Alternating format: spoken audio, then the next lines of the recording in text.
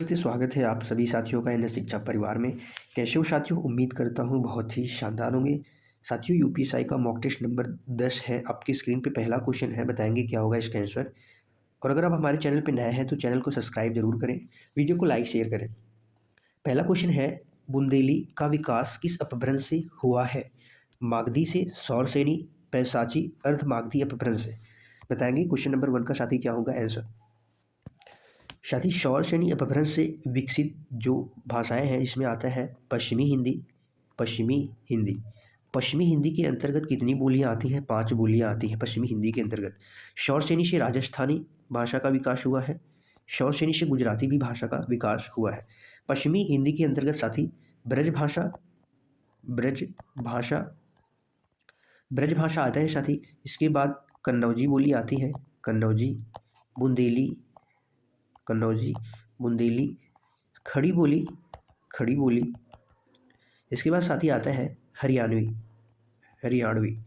हरियाणवी को साथी और भी नाम से जाना जाता है, जैसे इसे क्या कहते हैं? बांगरू भी कहते हैं। बांगरू किसका नाम है? हरियाणवी का नाम है। इसे जाटू भी कहते हैं। क्या कहते हैं? जाटू। खड़ी बोली को साथी क्या कहते हैं? कौरवी बोली भी कहते हैं। कौरवी बोली किसने नाम दिया है? राहुल सांकृत्यायन जी ने नाम दिया है। ये भी आपको याद रखना है। ब्रज भाषा को अंतर्वेदी भी कहते हैं, ये भी आप याद रखेंगे। इसका जो राइट आंसर हो जाएगा ऑप्शन सी हो जाएगा, ऑप्शन बी हो जाएगा कि बुंदेली का विकास सौरसेनी अपभ्रंश से हुआ है। ये आपको याद रखना है। अगला क्वेश्चन बताएंगे, क्वेश्चन नंबर 2 है आपके स्क्रीन पे। क्या होगा क्वेश्चन नंबर 2 का आंसर? हिंदी भाषा की बोलियों के वर्गीकरण के आधार पर आपको बताना है कि हिंदी भाषा की बोलियों के वर्गीकरण के आधार पर छत्तीसगढ़ी बोली है किसकी है? पहाड़ी की है, पूर्वी है, राजस्थानी है, पश्चिमी हिंदी है। राजस्थानी साथी शौरसेनी अपभ्रंश से विकसित बोली है, किसे है? शौरसेनी। पश्चिमी हिंदी भी शौरसेनी अपभ्रंश से विकसित बोली है। वहीं पे पूर्वी हिंदी की बात करें तो ये किससे विकसित है? अर्धमागधी अपभ्रंश से। किससे? अर्धमागधी अपभ्रंश से विकसित बोली है।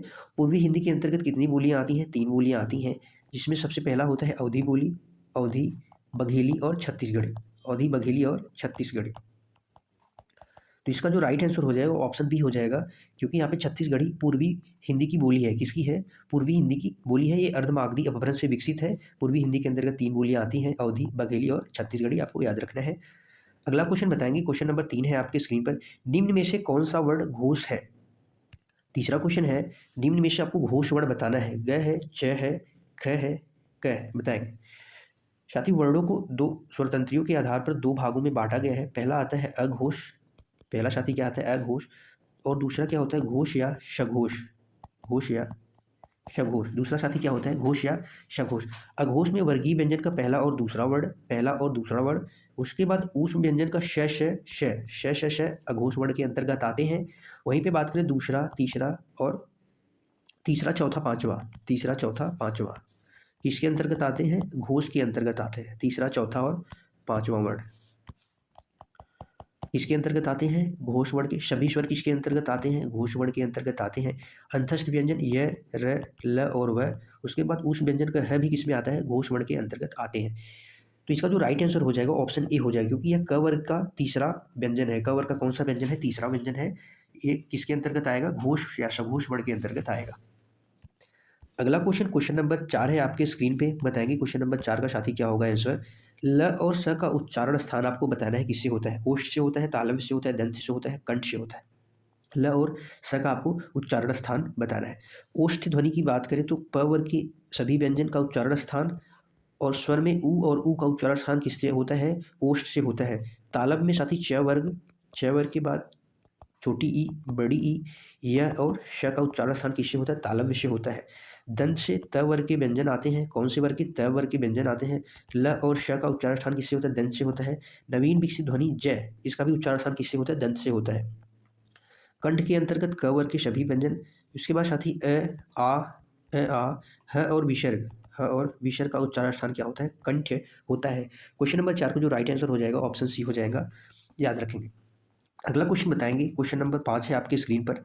हंस पद विराम चिन्ह का प्रयोग होता है।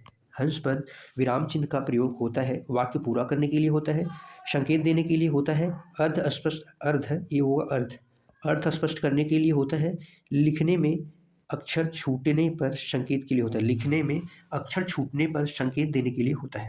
साथ ही सबसे पहले हम ये जानेंगे कि हंस पद को काकपद भी कहते हैं, इसको हम काकपद या त्रुटि बोधक चिन्ह भी, विराम चिन्ह भी कहते हैं। और यह किसके लिए प्रयोग होता है? लिखे हुए अक्षर, जब कोई अक्षर छूट जाता है तो उसको संकेत देने के लिए हंस पद का प्रयोग किया जाता है। पांचवे का ऑप्शन डी सही हो जाएगा। इसके दो नाम है, काकपद और त्रुटिबोधक, आपको याद रखना है। अगला क्वेश्चन बताएंगे, क्वेश्चन नंबर 6 है आपके स्क्रीन पर। निम्न में से नी उपसर्ग का प्रयोग, आपको बताना है कि नी उपसर्ग का प्रयोग किस शब्द में हुआ है? निराशा में, निष्फल में, निगम में, निष्काम में। तो जो निराशा है साथी, वो निह प्लस आशा से मिलके बना है। निह धन आशा से क्या मिलके बना है? निराशा। निष्फल निस धन फल से मिलके बना है। निगम नी प्लस गम से मिलके बना है, निगम। और वही निष्काम की बात करें तो निष प्लस काशन निष्कासन बना है। ये सभी एग्जाम्पल किसके हैं? विसर्ग संधि के उदाहरण है। सभी किसके उदाहरण है? विसर्ग संधि के उदाहरण है। आप देखेंगे ऑप्शन सी में, तो नी प्लस गम यानी नी उपसर्ग से बना है निगम, तो याद रखेंगे। अगला क्वेश्चन, क्वेश्चन नंबर 7 है आपकी स्क्रीन पर। अपादान कारक युक्त है, अपादान कारक युक्त कौन सा वाक्य है? शिकारी ने खरगोश को मारा, वह कुल्हाड़ी से वृक्ष काटता है, माँ ने बच्चों को दूध पिलाया, छत से उतरी हुई लता मुरझा गई है। अपादान कारक का चिन्ह साथी क्या होता है? शे, जो किसको दर्शाता है? अलगाव को दर्शाता है, या तुलना, अलगाव, तुलना, या भय डर, भय डर को दर्शाता है।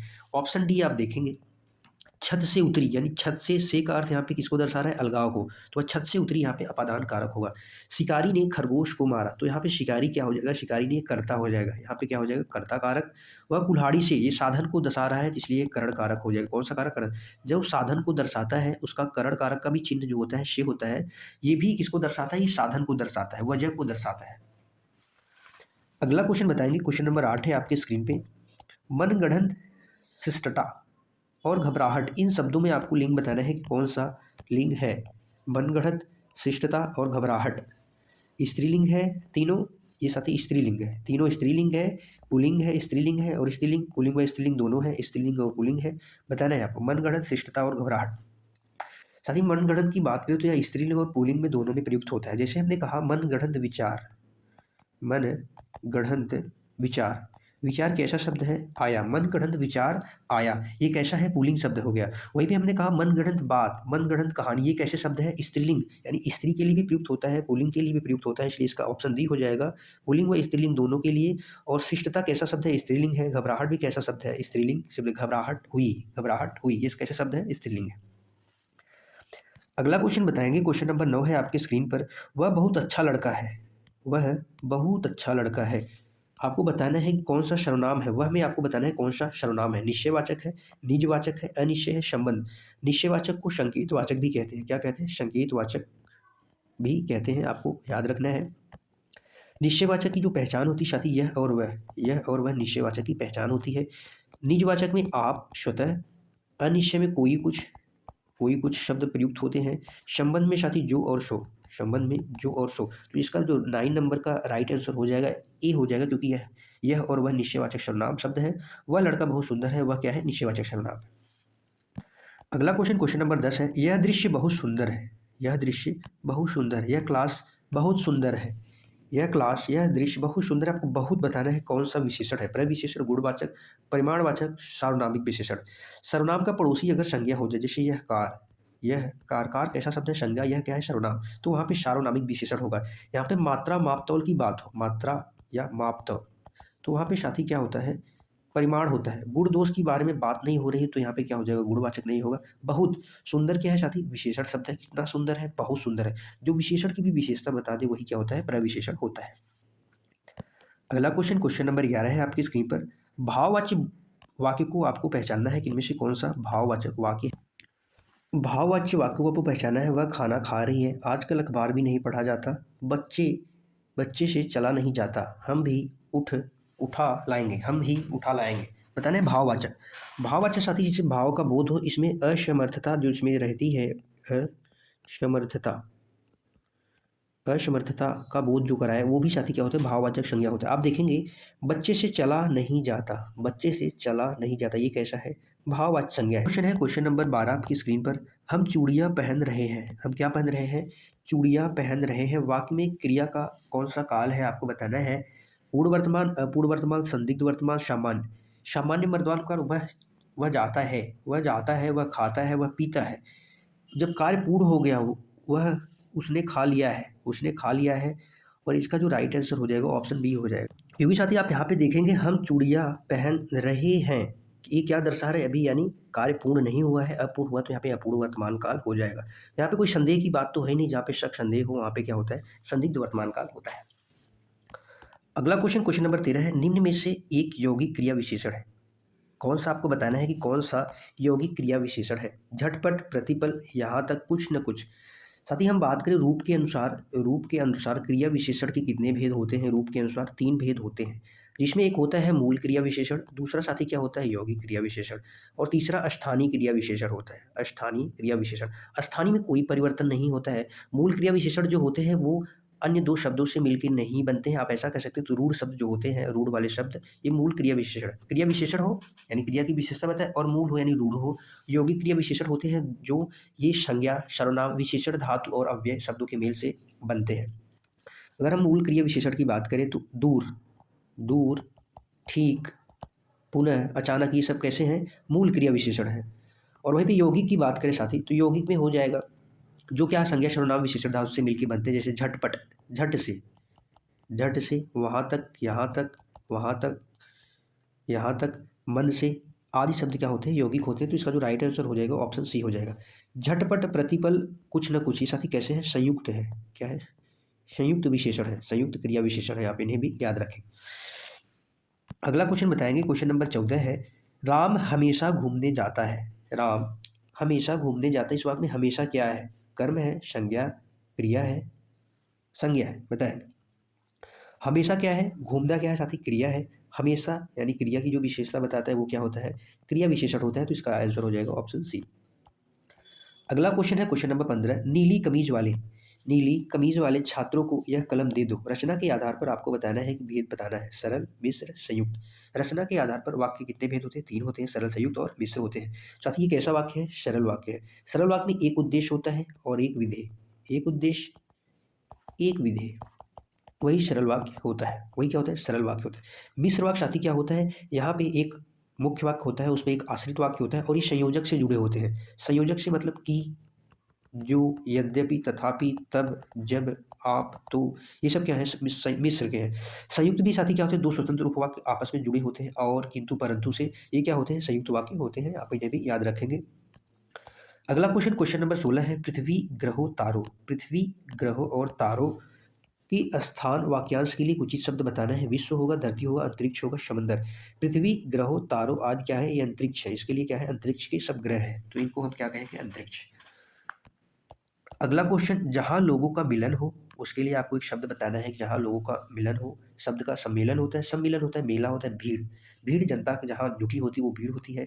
सम्मेलन जहां मिलन हो उसे क्या कहते हैं, सम्मेलन कहते हैं। अगला क्वेश्चन, क्वेश्चन नंबर 18 है आपकी स्क्रीन पर, न बहुत गर्म न बहुत ठंडा, न बहुत गर्म न बहुत ठंडा क्या कहलाता है, समउष्ण, समशीतोष्ण, समशीत, उष्ण कटिबंध क्या कहलाता है साथी, वो समशीतोष्ण। कुछ गर्म, न बहुत गर्म न बहुत ठंडा क्या कहलाता है, समशीतोष्ण कहलाता है। अगला देखेंगे, अगला क्वेश्चन आपकी स्क्रीन पे, आंटी मारना, आंटी मारना मुहावरे का आपको अर्थ बताना है, क्या होता है, धोखा देना, संकेत करना, घोटाला करना, चाल चलना। आंटी मारना का अर्थ होता है साथी क्या, चाल चलना, न कि धोखा देना। न धोखा देना, न संकेत करना, न घोटाला। आंटी मारना यानी चाल चलना, धोखा नहीं देना, क्या देना, चाल चलना। अगला क्वेश्चन है, क्वेश्चन नंबर 20 आपकी स्क्रीन पर, जिस समास में प्रथम पद संख्यावाची और अंतिम पद संज्ञा हो, क्या हो, संज्ञा हो, वहाँ द्विगु समास होता है, तत्पुरुष समास, अव्ययी भाव समास, द्वंद्व समास। जहाँ दोनों पद प्रधान हो वहाँ पे द्वंद्व समास होता है, जैसे दाल रोटी, दाल रोटी। अव्ययी भाव समास में सारी पुनरावृत्ति वाले शब्द आते हैं, जहाँ पहला पद क्या हो, अव्यय हो, जैसे हमने कहा आजन्म, आजन्म, ये क्या है, अव्ययी भाव। तत्पुरुष समास में क्या होता है साथी, इसमें कारक चिन्हों का प्रयोग होता है, जैसे राजा का कुमार, राजा का कुमार, राजकुमार, राजकुमार। विग्रह करने पे कारक चिन्हों का क्या होता है, प्रयुक्त होते हैं। द्विगु समास होता है जिसका पहला पद क्या होता है, संख्यावाची होता है, जैसे चौराहा, जैसे चौराहा। ठीक है। अगला क्वेश्चन बताएंगे, क्वेश्चन नंबर 21 है आपकी स्क्रीन पे, क्या होगा इसका आंसर, किस विकल्प में द्वंद्व समास नहीं है आपको बताना है, दाल भात, भूत प्रेत, शुभाशुभ, शुभागमन। बताएंगे साथी द्वंद्व समास। द्वंद्व समास में दोनों पद क्या होता है, प्रधान होता है। यहाँ पे दाल और भात, भूत और प्रेत, शुभ और अशुभ, शुभ और अशुभ, यहाँ पे दोनों पद प्रधान है। लेकिन ऑप्शन डी देखेंगे, शुभ आगमन, शुभ प्लस आगमन, शुभ आगमन यानी शुभ प्लस आगमन। शुभ है जो आगमन, यहाँ पे कौन सा समास हो जाएगा, कर्म धारय, कर्म धारय समास हो जाएगा, शुभ है जो आगमन। अगला क्वेश्चन, क्वेश्चन नंबर 22 है आपके स्क्रीन पर, आंसर दीजिए साथी क्या होगा इसका। निम्नलिखित शब्दों में से शुद्ध शब्द है दृष्टा, दृष्टा, दृष्टा, दृष्टा। तो साथी हमेशा भी क्या होता है, शुद्ध शब्द दृश्य तो सही होता है, दृश्य ऐसे होता है, लेकिन जब हम दृष्टा लिखेंगे तो दृष्टा में ये पदेन रूप होता है, का कौन सा रूप होता है, पदेन रूप रहेगा। तो इसका जो राइट आंसर होगा ऑप्शन ए। अगला क्वेश्चन, क्वेश्चन नंबर 23 है, वह गीत की दो चार लड़ियां गाती है, इस वाक्य में किस भाग में अशुद्धि है, आपको बताना है। दो चार लड़ियां गाती हैं वह गीत की, बताना है आपको। क्वेश्चन नंबर 23 का क्या साथी होगा आंसर। तो साथी गीत की कभी भी क्या होती है, लड़ियां नहीं होती, गीत की क्या होती है, कड़ियां होती है। गीत की क्या होती है, कड़ियां। दो चार कड़ियां गाती है, तो इसका जो राइट आंसर होगा ऑप्शन बी में होगा, क्योंकि लड़ियां नहीं होगा, कड़ियां होगा। अगला क्वेश्चन, क्वेश्चन नंबर 24 है, उन्मूलन का विलोम आपको बताना है, उन्मूलन का विलोम क्या होगा। रोपण होगा, विश्लेषण, संश्लेषण, अवमूल्यन। विश्लेषण संश्लेषण का विलोम होगा, संश्लेषण का विश्लेषण विलोम होगा। उन्मूलन का साथी क्या हो जाएगा, रोपण। उन्मूलन का क्या हो जाएगा, रोपण। उन्मूलन यानी सारी जड़ से खत्म करना कोई चीज को, रोपण यानी जमाना, रोपण यानी जमा देना यानी लगाना।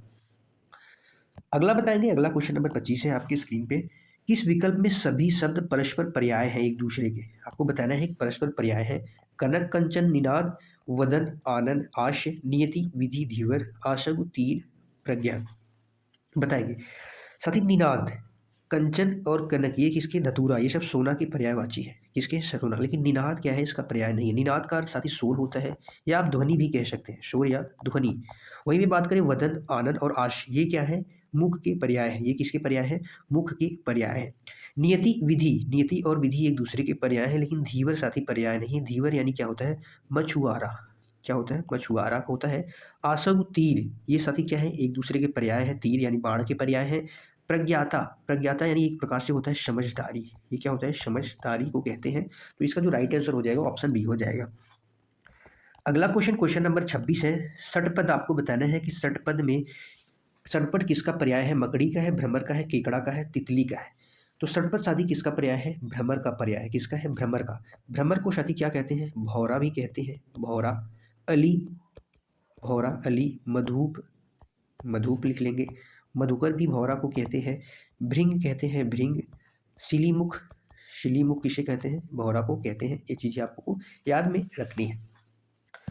अगला बताएंगे, क्वेश्चन नंबर 27 है, निम्नलिखित में से कौन सा तत्सम नहीं है। तत्सम नहीं है, ध्यान से देखेंगे क्वेश्चन, तत्सम नहीं पूछा है। गायक, नायक, शावक, उपख्यान। यहाँ पे आप साथी देखेंगे ए और बी और सी ये सारे क्या है, तत्सम शब्द है, लेकिन इसका जो राइट आंसर हो जाएगा ऑप्शन डी। उपख्यान का जो तत्सम होगा क्या होगा, उपाख्यान। क्या हो जाएगा, उपाख्यान। ये क्या होगा, तत्सम हो जाएगा। अगला क्वेश्चन, क्वेश्चन नंबर 28 है, महोत्सव का संधि विच्छेद आपको बताना है कि महोत्सव का संधि विच्छेद क्या होगा। महा प्लस उत्सव, मही प्लस उत्सव। महोत्सव का मही प्लस उत्सव, मही प्लस उत्सव, मह प्लस उत्सव, महा प्लस उत्सव। आपको कमेंट में जवाब देना है साथी, इसमें कौन सी संधि है, कमेंट में आपको आंसर बताना है कि संधि कौन सी है, संधि कौन सी है। तो साथी इसका जो राइट आंसर हो जाएगा ऑप्शन डी, महा प्लस उत्सव का सही संधि विच्छेद है। आपको कमेंट में इसकी संधि बतानी है।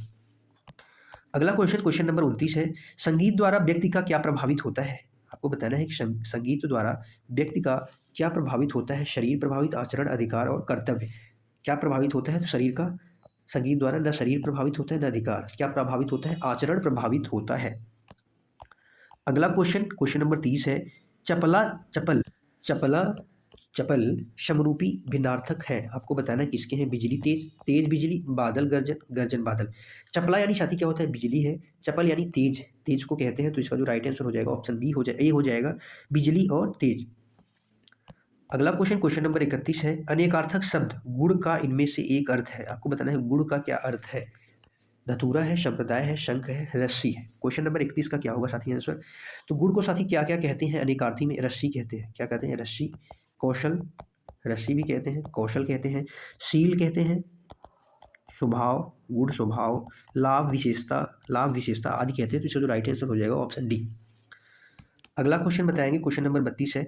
प्रत्यक्ष के द्वारा अप्रत्यक्ष का चमत्कार पूर्ण वर्णन किस अलंकार का लक्षण है? अनुमान है, एकावली है, परिकर है, कारणमाला है। बताएंगे साथी क्वेश्चन नंबर 32 का। जब प्रत्यक्ष के द्वारा अप्रत्यक्ष पर कल्पना या अनुमान किया जाए, कल्पना या अनुमान, प्रत्यक्ष के द्वारा अप्रत्यक्ष पर कल्पना साथी या अनुमान किया जाए तो वहां पे क्या होता है? अनुमान अलंकार होता है। कौन सा अलंकार होता है? अनुमान अलंकार होता है। अगला क्वेश्चन, क्वेश्चन नंबर 33 है। भारतीय वृत्त का संबंध किससे है? यानी रस से बताना है, अद्भुत से है, हास्य है, वीर है, बीभत्स है। भारतीय वृत्त का संबंध किस रस से है? तो यहाँ पे साथी अद्भुत रस है। कौन सा है? अद्भुत रस का वर्णन है। अगला क्वेश्चन, क्वेश्चन नंबर 34 है आपके स्क्रीन पर। निम्नलिखित पंक्तियों में आपको बताना है कि यहाँ पे कौन सा रस है। हे सारथे, हे दौड़ गया, देवेंद्र भी आकर अड़े हैं, खेल छत्री बालकों का व्यू भेदन कर लड़े हैं, मैं सत्य कहता हूँ सखे, सुकुमार मत जानो मुझे, यमराज से भी युद्ध में प्रस्तुत सदा मानो मुझे। बताएंगे साथी ये किसका, इनमें यहाँ पे कौन सा रस है? तो यहाँ पे साथी क्या है? वीर रस है, लव कुश की संवाद का है। इसका जो राइट आंसर हो जाएगा ऑप्शन ए हो जाएगा, वीर रस का है। ठीक है। अगला क्वेश्चन, क्वेश्चन नंबर 34 है आपके स्क्रीन पर। अवधि शिला का ऊपर, आपको बताना है छंद कौन सा है। अवधि शिला का ऊपर उर पर था गरुभार, तिल तिल काट रही थी दृग जलधार। इस पंक्ति में प्रयुक्त छंद है, सोठा है, दोहा है, गीतिका है, बरवे है। बताएंगे। तो साथी सोठा, दोहा, सोठा और दोहा कैसे शब्द है, कैसे छंद है? अर्ध सममात्रिक छंद है, अर्ध सममात्रिक छंद है। वहीं पे हम बरवे की बात करें साथी, ये भी कैसा है? अर्ध सममात्रिक छंद है। गीतिका कैसा है? सममात्रिक है। कैसा छंद है? सममात्रिक छंद है। गीतिका में 24 मात्राएं होती हैं, 24 मात्राएं। बरवे में साथी 12 और 7 मात्राएं होती हैं पहले और तीसरे में। दोहा का उल्टा क्या होता है? सोठा होता है। दोहा में 13-11 मात्राएं होती हैं, वहीं पर सोठा में 11-13 मात्राएं होती हैं। आप इन्हें भी याद रखेंगे। हम मात्राओं की गिनती कर लेते हैं। 1 2 3 4, 1 2 3, 3 1 4 2 6, 6 2 8 1 9 1 10 11 12, यानी यहाँ पे 12, तो यहाँ पे 7, 12 7 किस में होती है? बरवे में होती है। तो इसका राइट आंसर हो जाएगा ऑप्शन डी। अगला क्वेश्चन, क्वेश्चन नंबर 36 है। बताएंगे क्वेश्चन नंबर 36 का साथी क्या होगा आंसर। सीता वनवास से संबंधित एक काव्य रचना कौन सी थी? प्रवाद पर्व, महाप्रस्थान, शबरी, संशय की एक रात। साथी सबसे पहले तो जानेंगे ये रचना तीनों किसकी है। बताएंगे ये रचना, चारों रचनाएं किसकी है। तो यह नरेश मेहता की चारों रचनाएं किसकी है? नरेश मेहता की चारों रचनाएं हैं। जिसका राइट आंसर जो होगा साथी वो हो जाएगा ऑप्शन ए, प्रवाद पर्व। प्रवाद पर्व 1977 के लगभग आसपास इसका प्रकाशन हुआ था और नरेश मेहता की क्या है? रचना है। नरेश मेहता का रचना है। अगला क्वेश्चन, क्वेश्चन नंबर 37 है आपकी स्क्रीन पर। राजा राम मोहन राय का पत्र बंगदूत सर्वप्रथम किस सन में प्रकाशित हुआ था? सन 1828, 1832, 1827, 1829। तो साथ ही बंगदूत की बात करें तो इसका प्रकाशन 10 मई 1829 को होता है। कब होता है? 10 मई 1829 को। ये एक साप्ताहिक पत्रिका है। कैसी पत्रिका है? साप्ताहिक पत्रिका है, जो कहाँ से प्रकाशन होती है? कलकत्ता से इसका प्रकाशन शुरू हुआ था। इसका जो राइट आंसर हो जाएगा ऑप्शन डी हो जाएगा। इसके संपादक राजा राम मोहन राय है। पत्रिका कौन सी है? बंगदूत पत्रिका है। अगला क्वेश्चन, क्वेश्चन नंबर 38 है आपकी स्क्रीन पर। सार सुधा निधि पत्र के संपादक कौन है? आपको बताना है कि सार सुधा निधि पत्र के संपादक कौन है। सार सुधा निधि सदानंद मिश्र हैं, बख्तार सिंह, दुर्गा प्रसाद, रामदास। इसके राइट आंसर हो जाएगा ऑप्शन सी, दुर्गा दास इसके संपादक हैं। लगभग 1930-35 के आसपास इसका प्रकाशन हुआ। कलकत्ता से इसका प्रकाशन हुआ। अगला क्वेश्चन, क्वेश्चन नंबर 39 है। वैदेही वनवास किसकी रचना है? वैदेही वनवास हरिऔध की है, मैथिली शरण, रामधारी सिंह दिनकर, श्रीधर पाठक।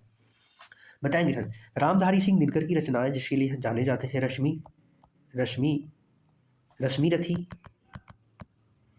रश्मि रथी उर्वशी के लिए जाने जाते हैं। मैथिली शरण गुप्त की बात करें तो पंचवटी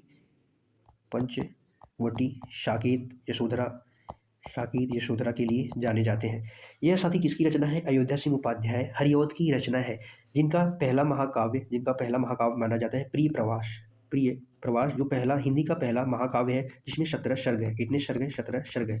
मर्म, स्पर्श, प्रेम, प्रपंच, रस कलश, चौखे चौपदे आदि क्या है? इनकी रचनाएं हैं। तो याद रखेंगे। अगला क्वेश्चन, क्वेश्चन नंबर 40 है आपके स्क्रीन पर। हम दीवानों की क्या हस्ती है, आज यहाँ कल वहाँ चले। इस पंक्ति के रचनाकार कौन है आपको बताना है कि हम दीवानों की क्या हस्ती है, आज यहाँ कल वहाँ चले किसकी पंक्ति है, बालकृष्ण शर्मा नवीन की, नरेंद्र शर्मा, हरिवंश राय बच्चन, भगवती चरण वर्मा, बताएंगे। साथ ही यह एक काव्य है, काव्य में मैं दीवानों मैं दीवानों का दीवान मैं दीवानों का दीवाना, इस इस कविता का ये क्या है, ये पंक्ति है इस कविता का, और इसकी जो रचनाकार हैं वो भगवती चरण वर्मा है। इसके रचनाकार कौन है, भगवती चरण वर्मा है, याद रखेंगे। आज के लिए बस इतना ही साथी, बताएंगे क्लास कैसी लगी। क्लास को अंत तक देखने के लिए आप सभी साथियों का धन्यवाद है।